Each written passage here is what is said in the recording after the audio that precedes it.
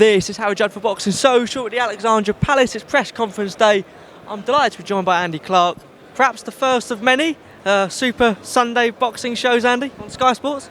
Yeah, I think it's a good idea. I think if you start early, finish early, around about the same time of day that you go to a football match, it means people can get home early. So the fact that there's work the next day and school and all that kind of thing doesn't really matter. So I'm all for it. I don't think you're going to want to do it all the time, but I think there's definitely room for a bit of diversification within the kind of boxing calendar. I understand weekday nights are a tough one for the promoter because they're worried about the gate, but a Sunday afternoon, I think, yeah, why not? Yeah, I mean, obviously no football on Sky Sports. Obviously we've got the World Cup on other platforms, etc. So, it's the best sort of time to put boxing back on a Sunday afternoon, maybe. Yeah, I think so. They're not going to be doing it load, Sky, because usually they'll have a game on a Sunday afternoon, but obviously they don't in the summer, and I think it's a good opportunity. I think you probably have to get people a bit more used to it. You have to give it a chance to work. Hopefully it works on Sunday, but I think you have to give it a chance. If it's a little bit slow to gather momentum, I think best to try and just stick with it. But, the odd midweek bill, I wouldn't be against that. If you do you get a lot of good ticket sellers in London, Manchester, wherever. So it's kind of a local crowd. Then I think there's not as much of a problem with them coming out on a weekday night because they won't have far to travel. I remember the first show I actually worked on for Sky was Colin Lyons against Lee Purdy back in 2011, and it was a Wednesday night. It was a British welterweight title fight, two guys from Essex at York Hall, packed, brilliant. And also, a little bit on you as well. You're commenting again on Sunday. Huge support after your last commentary gig for Sky Sports. You must be delighted, though. Is that right? I didn't. Yeah, there was loads of comments saying how much they enjoyed your commentary. Well, that's always good to hear. I'll always take a compliment. I don't really tend to look too much. I used to. I know when people say that, people probably think, oh well, he probably does really, but I used to. I used to. I don't really anymore. But no, it was great to be. It's great to be back. I was at Sky for a long time. Kind of stepped away, did my own thing for about a year, and it was fun. It was fun. Looking forward to it on Sunday again. We all are. That main event as well. The guy that everyone's looking at, the guy that everyone wants to see, Azim. How good is he in your eyes? Well, the really interesting thing about him is that it's impossible to know at the minute. I went to the gym to see him and Chris Billam-Smith was down there, and a few of them actually, as it turned out, on Monday. And he's done everything that's been asked of him so far in really, really good fashion, and he hasn't been matched easy. People might have an idea that he has been, but Jordan Ellison is a really good away corner fighter, and he stopped him. Conor Marsden was a Southern Area champion at the time. I've seen him fight, and he stopped him. And at the minute, just no one's really able to live with him.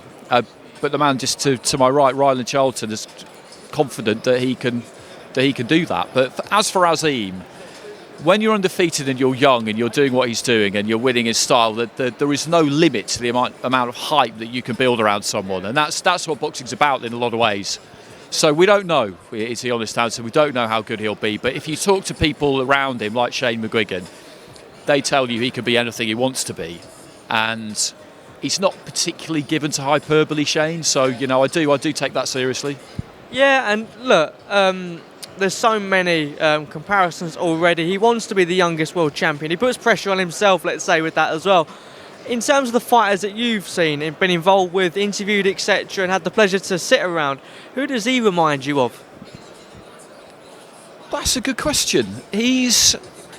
I wouldn't say he's quiet necessarily. He's got some confidence about him, but I think he's kind of getting used to the whole media scene. He's comfortable enough with it, but I think as he gets a bit older, he'll maybe get slightly more, not outspoken necessarily. I wouldn't say that was his personality as such, but I think he'll have more of an idea in his mind of what he wants to say and realise how he can use all of us for his own advantage.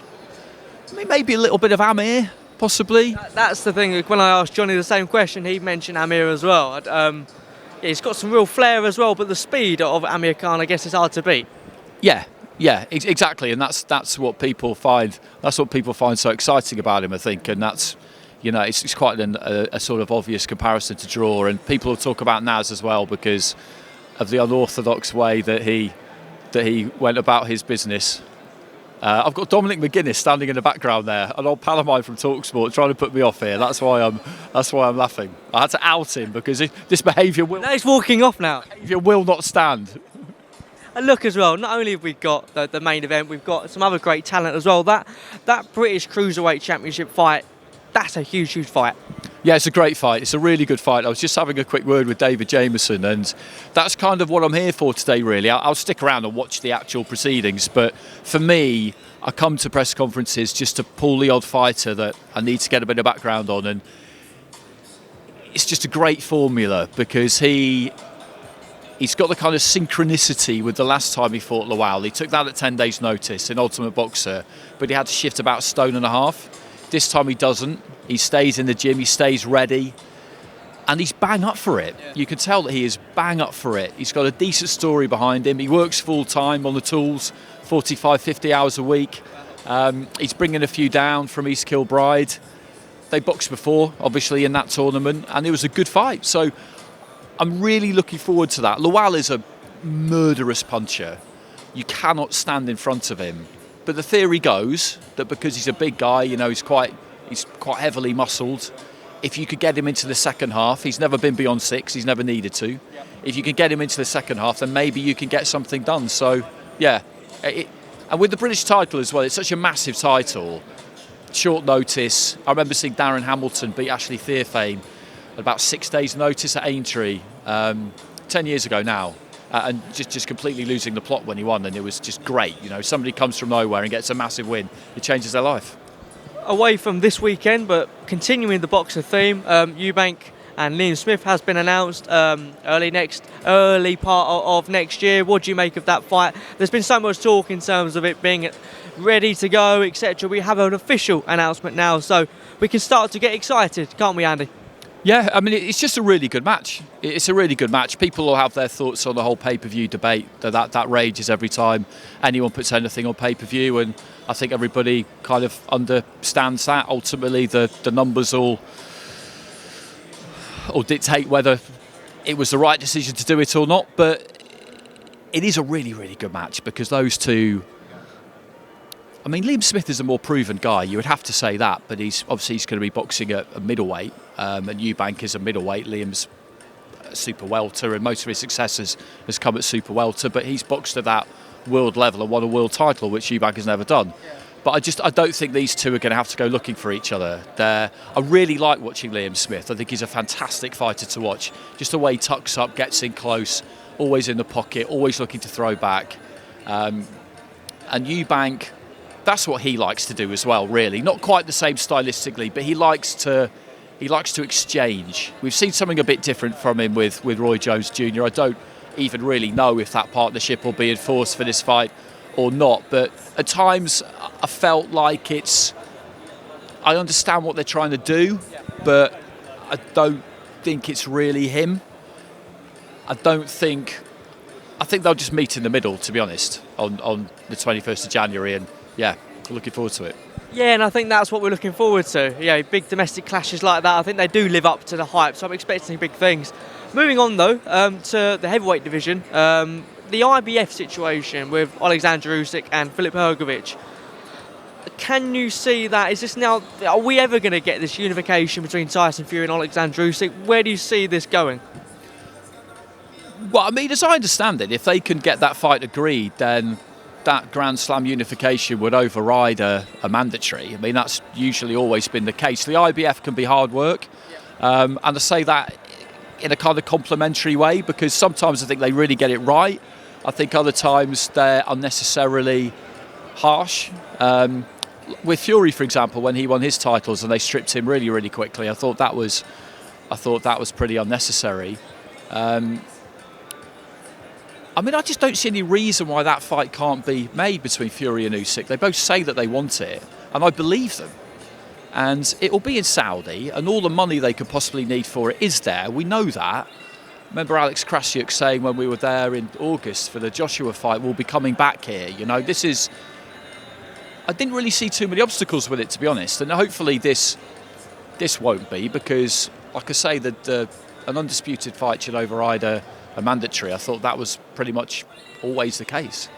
Another fight we're looking at as well, Natasha Jonas, incredible form throughout this whole year. What's her next move? There are discussions of Terry Harper rematch, Katie Taylor rematch maybe. There's Clarissa lurking around in the distance as well. What's her next move in your eyes?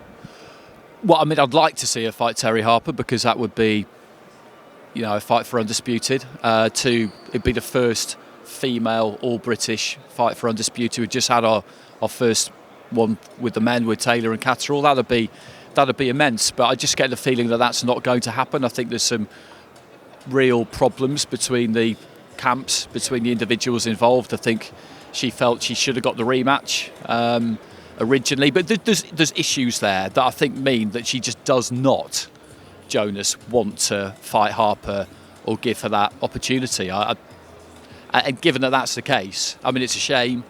I'd say Shields is probably the most likely. She ran up a flag the other day, didn't she? And she's very open to it. I think she's pretty open to basing herself kind of over here, really, from what I understand. So, and that would be a really good fight. McCaskill hasn't ruled herself out, but I think that's less likely.